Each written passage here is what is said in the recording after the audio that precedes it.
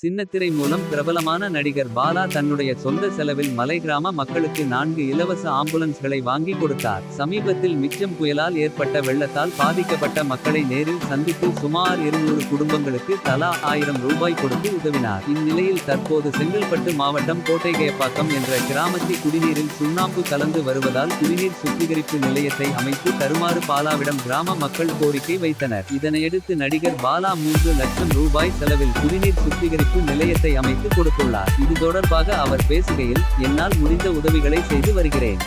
அண்மையில் வெள்ள பாதிப்புகளுக்காக ரூ.5 லட்சத்தை செலவு செய்தேன். அதனை பார்த்துவிட்டு இந்த ஊரின் ஊராட்சி மன்ற துணைத் தலைவர் ராஜேஷ் எங்கள் ஊரிலும் ஒரு பிரச்சினை உள்ளது, அதனை சரி செய்து தர முடியுமா என கேட்டிருந்தார். என்னையும் மதித்து மனு எழுதி ஊர்மக்கள் கையொப்பமிட்டு அனுப்பியிருந்தார்கள். அதில் இங்கிருக்கும் தண்ணீரை குடிப்பதால் கிட்னி தொடர்பான பிரச்சினைகள் வருவதாக குறிப்பிட்டிருந்தனர்.